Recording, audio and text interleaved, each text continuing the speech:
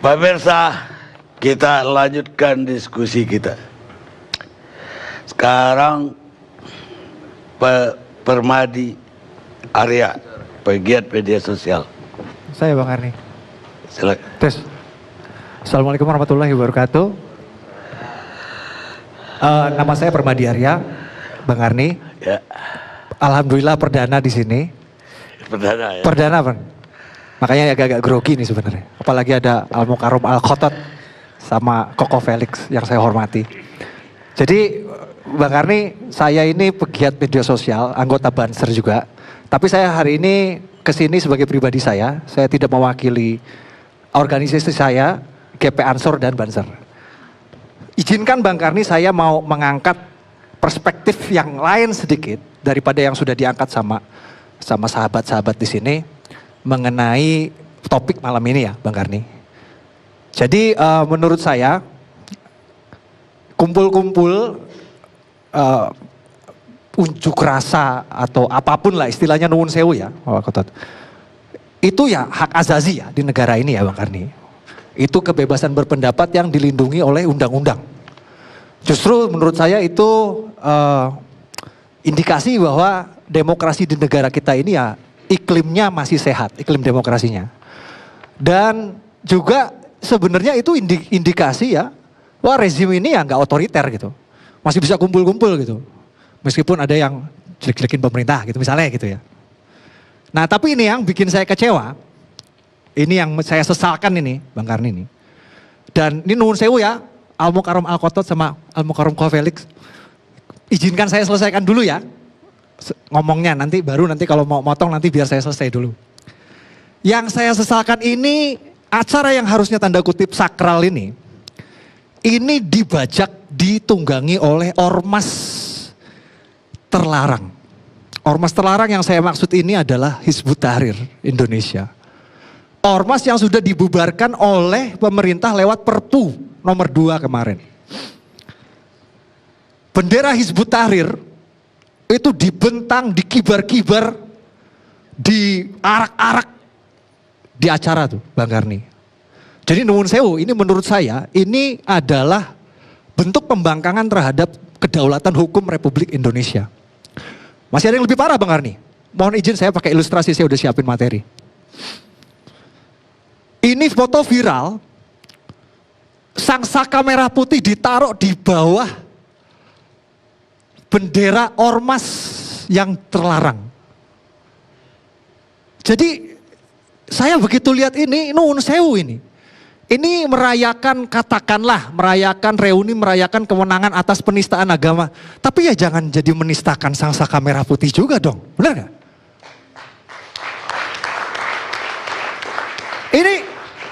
Ini ya nuwun sewu ini yang saya lihat ini kita ini di Indonesia ini yang negara mayoritas muslim ini kita ini sangat-sangat toleransinya nol sama yang namanya penistaan agama, tapi begitu penistaan Pancasila, penistaan sang saka merah putih toleransinya tiba-tiba besar gitu.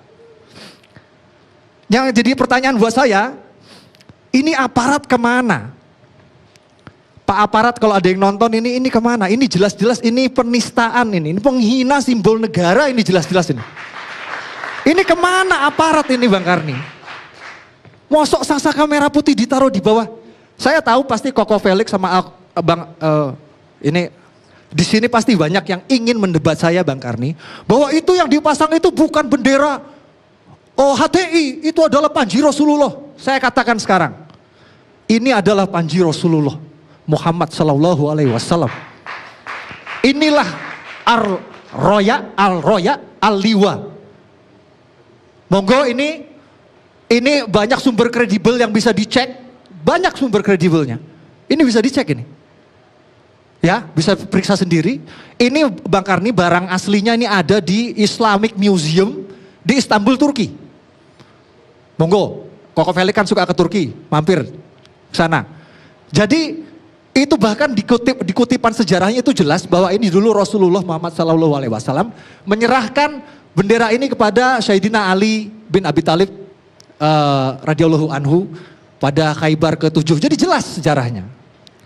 Jadi jelas ya kalau ada yang nonton di sini, Pak aparat, jelas ini adalah Panji Rasulullah. Ini adalah bendera ormas terlarang Hizbut Tahrir, jelas ya. Jadi next time Pak aparat mohon kalau ngeliat-liat bendera kayak gini lagi, tolong dong ditindak gitu. Yang kedua Bang Karni, saya nggak banyak bicara, poinnya nggak banyak. Ideologi terlarang khilafah yang sudah sudah dilarang oleh Perpu nomor 2 kemarin itu dengan terang-terangan itu dipromosikan di acara tersebut. Jejak digitalnya banyak Bang Karni. Bisa dilihat foto-foto, spanduk, flyer bertuliskan besar-besar khilafah. Itu dipajang-pajang, orang berselfie ria, diviralkan di media sosial. Ini ideologi yang pernah terang-terangan ingin mengganti Pancasila sebagai falsafah negara. Ideologi yang terang-terangan mengatakan bahwa menolak undang-undang dan mengatakan undang-undang RI itu adalah hukum jahiliyah, hukum biadab.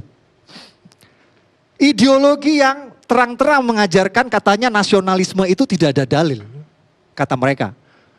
Itu kan sama aja mengatakan bahwa cinta tanah air itu bertentangan dengan hukum Islam. Ingin membenturkan agama dan negara. Ideologi yang berbahaya, yang akhirnya dengan berbagai macam pertimbangan pemerintah memutuskan untuk melarangnya. Maaf kalau saya menyinggung, tapi apa bedanya dengan komunis PKI? Jawabnya tidak ada. Sama-sama ideologi berbahaya, sama-sama ideologi terlarang. Kembali lagi pertanyaan saya, kemana aparat? Ini terus terang nih, Bang Karni, saya prihatin. Ini menurut saya ini udah bentuk menginjak-injak martabat hukum ini.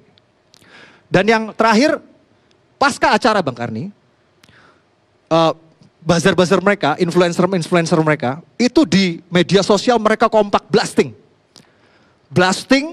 itu memviralkan di media sosial foto-foto dokumentasi gerakan 212 dengan narasi-narasi nuwun sewu ya Bang Karni.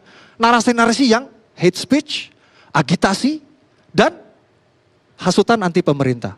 Saya bukan corong pemerintah, cuman saya ngomong ini menjabarkan fakta. Contoh nih Bang Karni, ada diviralkan, wah Pak Jokowi, wah Pak Presiden RI tidak hadir di 212, ini berarti Pak Presiden ini tidak peduli pada umat Islam. Nah ini kan, contoh-contoh ini kan. Atau ada satu video yang viral itu, ada satu ustadz yang diundang untuk orasi. Ustadz siapa namanya, nggak penting lah itu. Ini dia orasi, ini videonya viral nih. Orasi dia mencaci maki dengan nada menghina Menteri Agama. Lah iki nuwun sewu iki Bang Karni, ini apa? Iki maulid apa orasi politik? Cok. Jadi kesimpulannya, akhir kata, saya sulit melihat 212 ini, sulit bagi kita untuk melihat 212 ini. Maksud saya sulit bagi kita untuk tidak melihat 212 ini sebagai gerakan politik. Mendingan udah jelas-jelas aja ini gerakan, jangan bilang gerakan Islam, ini gerakan politik bernuansa Islam.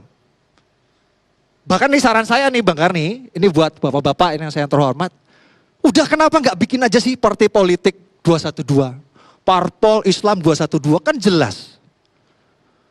Minimal mereka jujur gitu Bang Karni dengan motif mereka yang sebenarnya yaitu politik gitu. Ya kan? Daripada kayak sekarang umat dibuai dengan dalil jihad bela agama persatuan umat padahal tujuannya politik 2019. Sekian Bang Karni. Wallahul muwaffiq ila aqwamit thoriq. Assalamualaikum warahmatullahi wabarakatuh. Sekarang saya minta Felix Xiao, penceramah. Perdana juga kalau nggak salah. Alhamdulillah. Baik, bismillahirrahmanirrahim. Assalamualaikum warahmatullahi wabarakatuh. Alhamdulillahirabbil alamin. Wassalatu wassalamu ala asrofil anbiya'i wal mursalin wa ala alihi wa sahbihi ajma'in. Asyhadu an la ilaha illallah, asyhadu anna Muhammadan abduhu wa rasuluhu la nabiyya ba'da. Wa qala Allah ta'ala fil kitabihil karim, a'udzubillahi minasyaitonir rajim. Bismillahirrahmanirrahim. Al-yawma akmaltu lakum dinakum wa atmamtu alaikum ni'mati wa raditu lakumul Islam madina. Alhamdulillah, puji dan syukur senantiasa kita panjatkan kepada Allah Subhanahu wa taala atas rahmat dan karunia-Nya, atas inayah, atas irodahnya kita semua bisa hadir di sini. Alhamdulillah, saya didampingi oleh Ustadz saya, Ustadz Khotot, sekaligus kakak kelas saya di IPB. Ada Mas Fadli Zun, ada Ustadz Egy Sujana. Pertama kali ketemu dengan Mas Rocky Gerung yang sudah saya baca banyak sekali tulisannya, dan juga teman-teman Ustadz Fahri Hamzah ya Masya Allah. Ada Yai Marsudi dan teman-teman yang baru saya ketemu. Kalau sama Mas Permadi Arya ini beberapa kali mention saya di dunia media sosial. Jadi di media sosial ini ganasnya luar biasa ya Masya Allah ya. Tapi saya jadi teringat omongannya Mas Tejo. Nah, kalau Mas Tejo ini juga saya sering dengar videonya, terutama ketika lagi ngobrol sama Cak Nun. Saya ingat bahwa Mas Tejo pernah bilang bahwa hidup ini semuanya acting ya. Bahkan kata Mas Tejo, ya Mas Tejo juga acting. Dan saya jadi yakin ganasnya Mas Permadi ini acting juga kayaknya ya. Nah, tak doain Mas, tak doain mudah-mudahan imanmu juga bukan acting ya. Nah gitu yang pertama. Kalau yang kedua, Mas Denny Siregar saya juga pernah lihat beberapa. Dan kalau sana Al-Quran mengatakan wamal hayatud dunya illa laibu wallahun, bahwa sesungguhnya dunia itu tidak lain merupakan tempat bermain-main dan tempat bersenda gurau gitu ya. Nah sekarang Anda sudah bisa ngeliat senda guraunya itu kayak apa dunia itu ya, Masya Allah, Alhamdulillah. Jadi yang pertama-tama saya pengen ngasih tahu dulu, saya datang ke sini, Alhamdulillah, karena memang mungkin TV One melihat saya sebagai penggiat media sosial juga ya. Bedanya bukan mungkin di sini, kenapa? Penceramah. Ya penceramah ya, di sini penceramah. Tapi kalau tadi yang di sana ngaku media sosial penggiat, kayaknya di sini followernya paling gede saya kayaknya. Begitu. Ya gitu. Itu tidak usah dipertanyakan lagi karena itu sudah berdasarkan data. Jadi kalau bicara tentang media sosial, saya pikir saya lebih berhak untuk kemudian mewakilkan orang-orang yang ada di media sosial dibandingkan yang lain yang telah lebih dulu berbicara tadi. Nah pertama-tama gini Bapak Ibu sekalian, Bang Karni, saya pengen memberitahu ada satu hal yang luput yang mungkin belum dijelaskan oleh pendahulu-pendahulu tadi. Yang pertama-tama adalah ini semua tidak pernah terjadi di Indonesia. Gerakan 212 ataupun kemudian reuni yang baru kita laksanakan kemarin, ataupun kejadian-kejadian yang mendahuluinya, ini belum pernah terjadi di Indonesia ke belakang, belum. Baru terjadi ini saja. Nah, kapan terjadinya? Ini mulai terjadi setelah ada penguasa baru yang muncul. Nah, jadi ketika ada satu penguasa baru yang muncul, ada sesuatu penguasa baru yang muncul, kemudian ada beberapa hal yang kemudian memaksakan ingin mensekularisasi Indonesia secara lebih jelas lagi. Memisahkan peran agama daripada kemudian kehidupan sosial. Artinya adalah apa? Agama ini seolah-olah tidak boleh mengambil peran di dalam kehidupan, walaupun ternyata kita lihat di Indonesia yang mayoritas adalah orang-orang muslim. Contoh misalnya, ketika misalnya terjadi pilkada di Jakarta, ini kan ada satu hal yang sangat bertentangan. Indonesia mayoritas adalah muslim.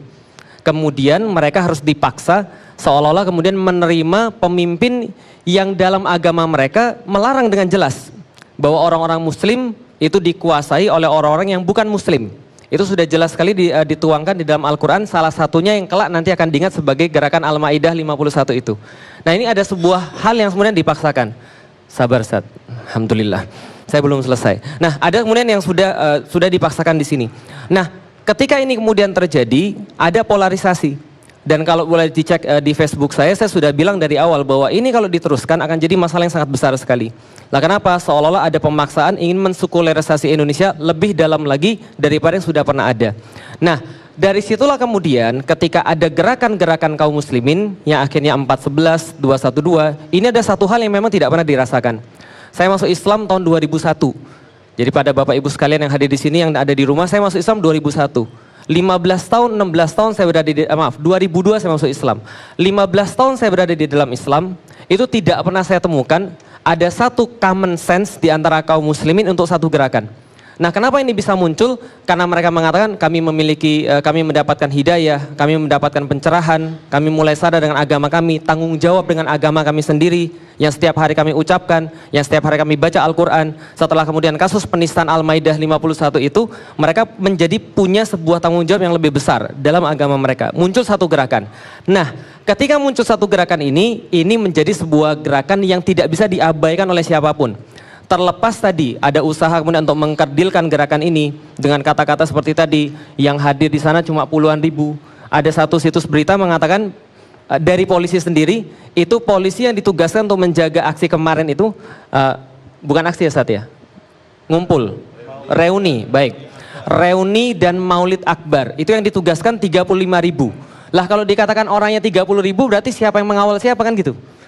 Gitu kan ya, artinya apakah kemudian polisi yang kemudian mengawal pesertanya, ataukah pesertanya yang ngawal polisinya? Jangan-jangan, karena polisinya lebih banyak.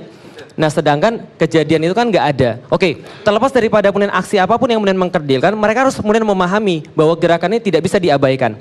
Buktinya, seberapapun yang hadir itu jauh lebih besar daripada yang bisa dikumpulkan oleh partai politik manapun. Dan terutama yang bisa dikumpulkan sama aksi-aksi tandingan. Seperti misalnya tahun lalu ada aksi 412. Itu jauh lebih banyak kemudian aksi reuni ini. Nah ini tidak bisa diabaikan oleh siapapun. Apa yang bisa kita lihat dari sini? Yang kita bisa lihat dari sini adalah kalau aksi ini terus berjalan, ini faktanya, kalau aksi ini terus berjalan, maka ada yang takut dengan adanya aksi ini. Padahal aksi ini tadi tidak lain dan tidak bukan adalah sebuah kesadaran umat muslim peduli dengan agamanya sendiri. Mereka mulai sadar bahwa Al-Quran memerintahkan mereka soalan pemimpin misalnya. Al-Quran memerintahkan mereka dalam kehidupan ada aturan-aturannya. Setiap hari mereka baca ayat tentang riba misalnya. Lalu kemudian mereka membandingkan dengan kenyataan yang sekarang. Apakah kemudian apa yang diperintahkan di dalam Al-Quran ini sudah diterapkan pada hal yang sekarang? Mereka membandingkan dengan kemudian ayat-ayat yang lain. Karena agama Islam kan agama spesial. Dia tidak hanya kemudian urusan akhirat, tapi dia urusan dunia yang nanti akan berpengaruh di akhirat. Nah, ketika gerakan ini kemudian mulai menggulir dan kemudian mulai besar, ada yang khawatir. Lah kenapa khawatir? Tidak lain dan tidak bukan, pasti ada kepentingan dengan syahwat kekuasaannya. Dengan kata lain, kalau andaikan ini gerakan kemudian terus-menerus kemudian bergulir, semakin banyak orang-orang muslim yang sadar dengan agamanya sendiri dan mereka punya tanggung jawab dengan agamanya sendiri, dengan kata lain, jualan-jualan yang sekarang digulirkan itu menjadi tidak laku. Nah, makanya dibuat narasi yang baru. Apa narasi yang barunya? Narasi yang barunya adalah radikalisme, intoleransi, anti Pancasila, anti NKRI. Yang diserang siapa? Karena mereka tidak bisa nyerang langsung kepada Islam, karena mereka nggak berani nyerang langsung kepada Islam. Yang diserang adalah para ulama-ulamanya. Yang diserang adalah kemudian tokoh-tokohnya, partai-partainya, kelompok-kelompoknya. Muncul kemudian serangan-serangan itu secara masif. Untuk apa? Untuk menjatuhkan wibawa Islam yang kemudian dibawa oleh orang-orangnya ini dan oleh kelompok-kelompoknya ini. Muncul kriminalisasi ulama. Yang tadi memunculkan rasa kemudian di mana letak keadilan. Ketika ada misalnya satu kasus A tadi, kemudian kenyataannya berbeda dan perlakuannya berbeda ketika kasus yang lain. Nah ini kemudian muncul banyak sekali kemudian hal-hal seperti tadi. Nah maka reuni 212 ini yang perlu kita jelaskan pertama adalah ini adalah sebuah pengingat bagi setiap orang muslim yang hadir di sana bahwa aksi ini diinisiasi oleh aksi 212 yang kemarin tahun lalu, bahwa ini adalah aksi bela ulama dan bela Islam. Bela kemudian agama mereka. Anda sebagai seorang muslim, apakah Anda tidak punya tanggung jawab terhadap agama Anda sendiri? Yang kemudian Anda bersyahadat dengan agama Anda sendiri itu. Lalu kemudian Anda biarkan kemudian agama ini kemudian diperolok oleh orang-orang yang lain. Kemudian dijadikan bahan kemudian cercaan oleh orang-orang yang lain. Kenapa kemudian setiap orang-orang muslim yang kemudian menyatakan tentang agamanya harus dikatakan tentang intoleransi? Padahal itu dijamin dalam hak-hak hukum tadi yang sudah disampaikan oleh Ustadz Egy tadi. Artinya adalah apa? Umat muslim ketika dia membaca Al-Quran, dia akan menemukan bahwa kenyataan yang sekarang ini tidak ideal. Ini harus kemudian ada sesuatu gerakan kemudian. Nah, makanya mereka datang dengan serta-merta. Karena sudah terpanggil oleh Al-Quran mereka, terpanggil oleh iman mereka. Tidak berdasarkan uang dan sebagainya seperti yang tadi disampaikan. Tadi saya ada catat beberapa, jadi wajar ya. Jadi kalau saya tuh pergi ke restoran itu, kadang-kadang ketika ada orang ditawarin menu tuh ada orang nanya begini, ini harganya yang paling murah berapa? Nah itu berarti sensitifnya duit. Lah kenapa? Bisa jadi duitnya nggak ada, bisa jadi kemudian dompetnya terbatas. Tapi kalau misalnya orang yang mikirnya enak dan nggak enak, biasanya milihnya begini, yang mana di sini yang paling spesial? Lah kalau misalnya Bang Denny tadi mengatakan bahwa ini dananya dari mana? Nggak mungkin dikumpulkan dengan dana dengan tidak ada dananya orang sebanyak itu. Kenapa? Karena memang bisa jadi cara berpikirnya seperti itu. Cara berpikirnya adalah kalau mengumpulkan massa harus ada uang. Mereka tidak terpikir ada opsi yang lain.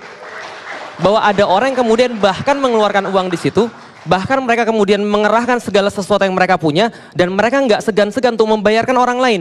Anda bisa tanya, dengan kemudian reuni 212 yang jumlahnya jutaan itu insya Allah, nah Anda boleh tanya seberapapun yang Anda mau banyak kumpulkan surveinya, coba tanya sama mereka duitnya mereka dari mana. Dan insya Allah Anda akan temukan bahwa mereka tidak ada sama sekali yang dibayar. Jadi kalau ada kemudian tudingan-tudingan, tuduhan-tuduhan, yang kita kemudian pertanyakan adalah, selama ini kemudian ada yang mengatakan toleransi. Selama ini kemudian ada yang mengatakan bahwa mereka paling Pancasilais, paling kemudian NKRI. Tapi mereka tidak siap ketika menghadapi ada umat muslim yang bersatu. Lah kenapa? Karena ada sesuatu yang kemudian terjadi pada mereka yang akan berefek dengan kemudian kumpul-kumpul seperti ini. Atau reuni tadi 212. Oke, menjawab yang lain. Tentang bendera Hizbut Tahrir yang tadi dikatakan. Jadi saya tuh kadang-kadang gini ya, orang panik itu ya. Kalau andai kan mereka tuh nggak punya apapun yang digapai, kalau orang mau tenggelam itu ya jeram yang ngambang aja mereka ambil. Lah kenapa? Jadi gini, saya tuh selalu diajarkan sama ustadz-ustadz saya kalau ngomong tuh pakai data. Gitu kan ya. Nah data yang tadi disampaikan itu ada data, tapi datanya fatal. Lah kenapa datanya fatal?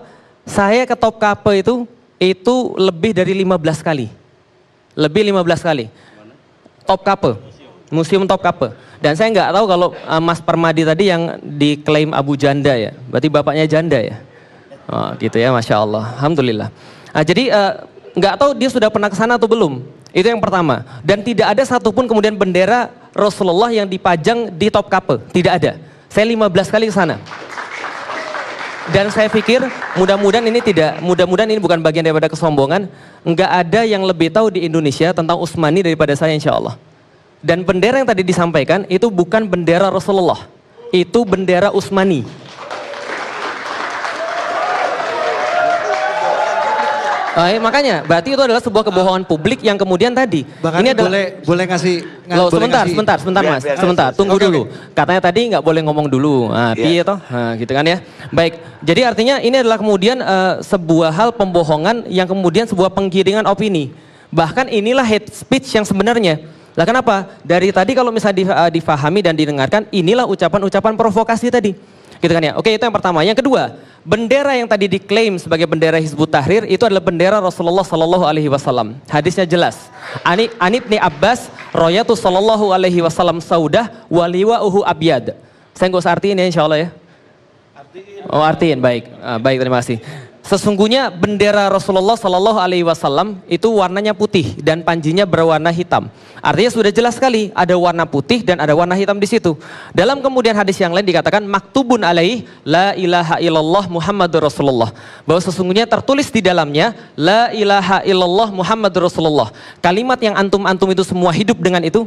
Kalimat yang antum-antum semua ingin mati dengan itu. Dan kalimat yang antum-antum semua pengen hidup lagi dengan itu. Betul atau tidak? Alhamdulillah kalau masih iya. Nah artinya itu bukan bendera Hizbut Tahrir. Itu adalah benderanya Rasulullah, benderanya umat Islam. Andaikan mau dipakai oleh Hizbut Tahrir itu adalah suka-suka dia. Mau dipakai oleh mas-mas di sini juga boleh juga, nggak ada masalah. Lah kenapa? Karena itu benderanya Rasulullah. Semua umat muslim berhak untuk memakai itu. Lah bagaimana mungkin, akan sangat lucu sekali bagaimana mungkin ada orang muslim yang anti dengan syahadatnya sendiri.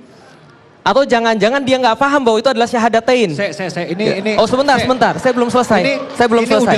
Sebentar, saya belum selesai. Penggiringan opini. Paham. Muslim. Sabar. Ya, Ustaz lagi ada ya. Kalau saya Wallace dan santai, alhamdulillah. Iya makanya memang begitulah kira-kira. Ya nggak apa-apa. Itu memang itulah enaknya di Indonesia. Indonesia itu orang-orang nyenengke, lucu-lucu, alhamdulillah ya. Jadi DE lucu nggak apa-apa. Jadi artinya ini adalah kemudian bendera yang kemudian bertuliskan kalimat syahadatain. La ilaha illallah Muhammadur Rasulullah. Ini adalah kemudian kalimat yang kemudian senantiasa dibanggakan oleh orang muslim. Nah inilah kemudian dalil-dalil yang paling mendekati dengan bendera Rasulullah Sallallahu Alaihi Wasallam. Bicara tadi dengan bendera Utsmani, banyak bendera Utsmani. Saya coba lihat nanti sana, kalau bendera Utsmani biasa ada kalimat Inna fatahna laka fatham mubina yang kemudian dijadikan sebagai bagian daripada bendera mereka. Oke, yang terakhir teman-teman sekalian, yang pengen saya sampaikan. Pertama-tama kalau kita mau konstruktif, kalau kita mau benar-benar berpikir untuk bangsa ini, berpikir untuk Indonesia yang sama-sama kita cintai ini, dakwah itu tidak mungkin dilakukan kalau kita nggak mencintai Indonesia. Andaikan umat Islam tidak mencintai Indonesia, maka Indonesia tidak akan merdeka. Dan kita perlu ingatkan pada semua pihak bahwa Indonesia ini merdeka, saham terbesarnya adalah umat muslim. Dan umat muslim ini adalah orang yang akan pertama kali berdiri ketika melihat kezoliman di depan mata mereka. Dan kalau misalnya teman-teman lihat ketika Islam kemudian menginspirasi para pejuang-pejuang kemerdekaan, kemudian untuk berdiri, kemudian untuk melawan penjajahan yang terjadi di Indonesia, maka penjajah pasti tidak suka. Penjajah akan mendiskreditkan gerakan-gerakan ini. Dikatakan gerakan inilah, gerakan itulah, gerakan yang sebagainya. Nah, pertanyaan saya, kalau seandainya ada persatuan umat, yang Masya Allah kalau antum datang ke sana, kita tidak usah berbicara tentang wasilah-wasilah hidayah yang dihantarkan lewat 212 itu. Tapi kalau seandainya Anda datang ke sana, Anda akan merasakan keharuan yang sangat luar biasa. Persatuan yang sangat hebat sekali. Artinya kalau ada yang nggak suka, jangan-jangan Anda ini bermental penjajah. Lalu kemudian yang terakhir banget, sorry Bang Karni. Kan saya kan baru sekali. Baik, lalu kita yang terakhir. Kita bicara tentang konstruktif. Saya ini pembelajar. Artinya kalau kita ini adalah semua adalah pembelajar, maka kita belajar untuk mencari kesalahan kita sendiri sebenarnya apa. Rasulullah ketika berdakwah ditolak, beliau kemudian menyalahkan dirinya sendiri. Bahwa sebenarnya apa salah saya? Apa kemudian yang menyebabkan kekurangan daripada usaha saya dalam berdakwah? Kita pun sama. Kita adalah pembelajar yang mencari kesalahan dalam diri kita sendiri. Walaupun kemudian kita menemukan kesalahan itu ada di pihak yang lain, tapi kita tidak gunakan kecuali untuk memberikan kebenaran bagi diri kita sendiri. Itu yang pertama. Yang kedua, kita sadari ada sesuatu hal yang memang terjadi di negeri ini. Polarisasi terjadi. Ada kemudian pecah belah di antara umat di negeri ini. Walaupun kemudian kemarin 212 bersatu tidak semuanya, tapi ini adalah momen persatuan. Kita tidak bisa pungkiri itu semua. Maka saya hadir di situ, karena itu adalah bagian daripada momen persatuan.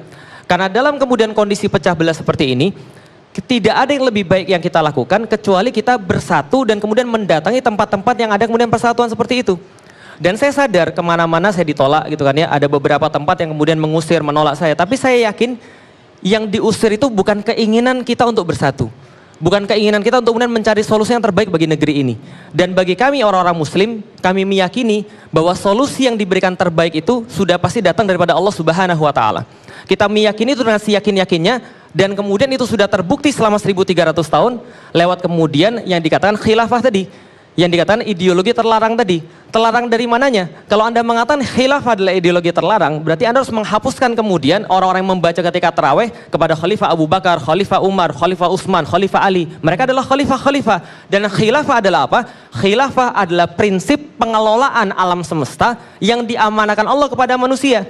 Berarti ketika Bang Permadi misalnya jadi seorang bapak yang baik, jadi seorang kemudian ayah yang mengajari anak-anaknya dengan baik, belajar dengan baik pada istrinya, dia sudah menjadi khalifah yang menerapkan prinsip-prinsip khilafah. Tapi dalam konteks rumah tangga, ada dalam konteks-konteks yang lebih besar, ini adalah kemudian khilafah. Bagaimana kemudian dikatakan bahwa khilafah ini adalah ideologi terlarang, apalagi sampai kemudian dibandingkan, lalu kemudian dibenturkan dengan Pancasila. Dan semua sudah sepakat saya pikir, bahwa Pancasila dijiwai oleh nilai-nilai Islam. Tadi sudah disampaikan oleh Bang Egy, kita sudah sepakat. Artinya adalah apa? Artinya adalah jangan sampai kemudian kita ini kalau mau mencari solusi kemudian menjelek-jelekkan yang lain. Senantiasa memprovokasi yang lain. Ini bukan sesuatu yang baik insya Allah. Baik. Kita menginginkan kebaikan dan mudah-mudahan kebaikan itu ada pada hari ini. Wallahualam bishawab. Assalamualaikum warahmatullahi wabarakatuh. Waalaikumsalam. Boleh. Ini sebentar aja Bang Karni, nggak lama. Iya. Cuman mau ini nanggepin ini soalnya tadi ada narasi. Nah ini yang saya maksud nih Bang Karni. Ini ada narasi berbahaya. Kalau saya kritik benderanya dibilang anti lafadz la ilaha illallah. Ini narasi yang berbahaya ini. Saya ini terkenal Bang Karni karena saya ini lagi rame ISIS 2014. Saya orang yang berani ngece ngolok-ngolok ISIS. Tahu saya dibilang apa Bang Karni? Dibilang anti Islam. Ini yang berbahaya. Justru jadi nuwun sewu Kofelik ya. Kalau Kofelik bilang ini hate speech, ini juga hate speech. Bilang saya kritik bendera kok dibilang saya anti sama la ilaha illallah, itu kan udah jauh sekali itu. Terus soal itu tadi dalil ya nuwun sewu, aku nggak mau karena saya bukan ustadz seperti Koko Felix ini. Jadi kalau Koko Felix patokannya dalil hadis mengenai bendera ini, nuwun sewu ya Pak Alkotot bentar. Yang saya tahu sebagai saya seorang muslim, hadis itu baru ada 200 tahun setelah Rasulullah wafat. Banyak yang doif, banyak yang palsu juga. Jadi nuwun sewu kalau misalnya itu nggak bisa dijadiin pegangan, tapi saya nggak mau ke situ ya Pak Akotot ya. Sudah saya nggak tahu ya nggak usah ngomong. Lah makanya saya nggak mau bahas itu. Yang saya pengen bahas adalah logika, kita pakai logika falasi nih kayak gini ya. Ini logika falasi sebenarnya. Ini cacat logika. Kenapa saya bilang kayak gitu? Kalau memang pengen la ilaha illallah, kan bisa warna kuning. Kan bisa warna hijau. Kenapa harus warna hitam? Tahu Ya depan kita kasih warna-warni Mas. Sama seperti sekarang gini, misalnya ada orang ngibarin bendera Palu Arit. Terus bilang ini bendera PKI. Terus dia bilang apa? Oh ini bukan bendera PKI, ini bendera komunis. Nah kan sama kayak gitu logikanya kan. Jadi kan bisa sebenarnya. Sekarang jelas-jelas ini bendera Hizbut Tahrir. Kalau memang mau hitam, kenapa nggak sekalian aja bendera ISIS dipakai? Iya kan? Pak Karnip saya Nuhun boleh. sewu ya. Sama ini, Ya, biarin aja. aku penutupan nggak lama kok. Pak Alkotot, sama yang terakhir, Koko Felix ini menekankan soal persatuan umat. Persatuan umat di mana bisa terjadi persatuan umat ketika umat lain merasa sangsaka merah putih dinistakan. Gimana bisa ada persatuan umat? Benar memang Koko Felix bilang ada terpolarisasi, bangsa ini udah kepecah jadi dua. Satu yang sakit hatinya ngelihat ini, sama satu yang bangga mengibarkan ini. Udah gitu aja, terima kasih. Assalamualaikum. Kita rehat dulu pemirsa.